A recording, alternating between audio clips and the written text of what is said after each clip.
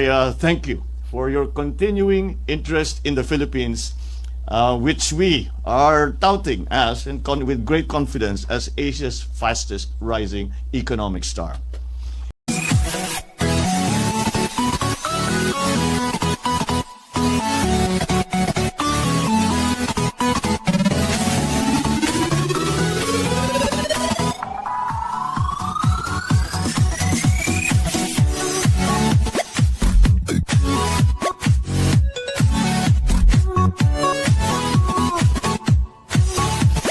This is a very fine start to the day, as we have a completely full house.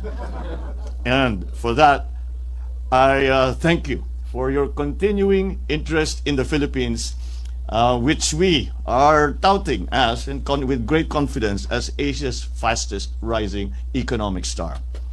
The United States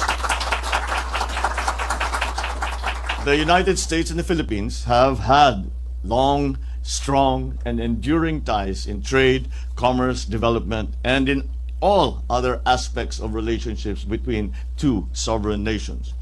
As today, the U.S. is our third largest trading partner and fourth major source of foreign direct investment.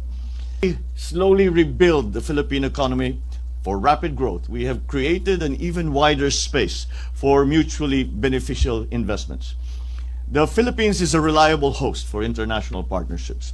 The country's favorable business climate is shored up by the sound macroeconomic fundamentals and a clear roadmap for economic recovery and sustained growth. The country is on its way to a strong recovery from the pandemic and a robust, broad-based growth in the next 6 years. In fact, our projected economic performance in the medium term is expected to surpass our regional neighbors. To secure the Philippines' bright economic future, my government will swing the doors even wider for high-value investments from both the domestic and international business communities, with a sharp focus on broad-based job creation, the expansion of digital infrastructure, research, and development. More investments mean higher economic activity and more quality jobs, and then a better life for Filipinos.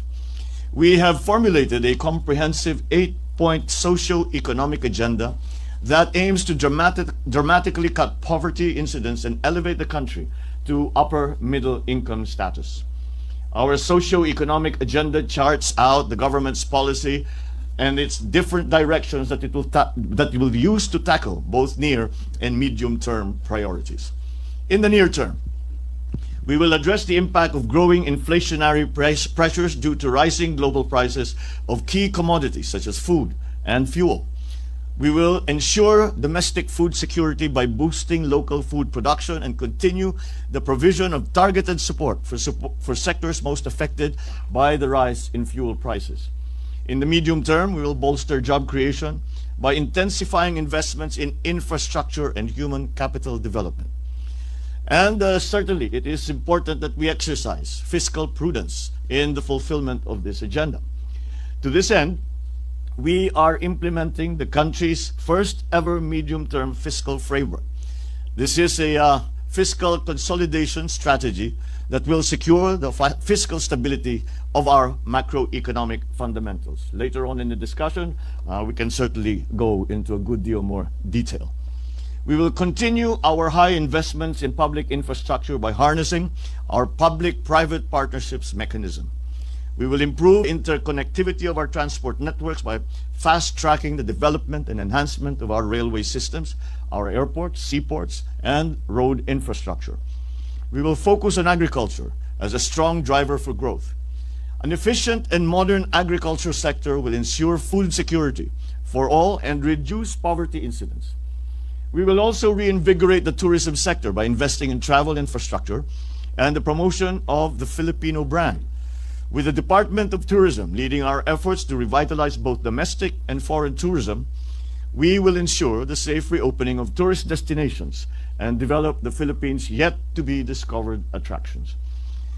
And therefore, we invite strategic investors from the United States to take part in this Philippines' economic resurgence. Key structural reforms have been set into place to allow for wider participation in our industries. With the Corporate Recovery and Tax Incentives for Enterprises Act or what we refer to as CREATE, and the economic liberalization measures, we have expanded the space for foreign investments in previously protected sectors, especially those that employ advanced technologies and research and development activities. The panel discussions led by the economic team today will provide you with a fuller and more detailed view of this roadmap for the Philippine economy in the next few years. It is our belief that the Philippines is the smart investment choice, and the best time to do business with us is now. We have grand opportunities, the timing, the window of opportunities for investment, and especially in capital intensive investments in the Philippines, which is what we need now. We believe that time is now. Thank you very much for your continuing interest, and thank you very much for joining us at this briefing, and I'm sure that it will be useful for both the side, from the Philippine side, both in the government side and in the private sector side, and for our potential U.S. investors. I look forward to seeing you all as we open your businesses back in the Philippines. Thank you and good morning.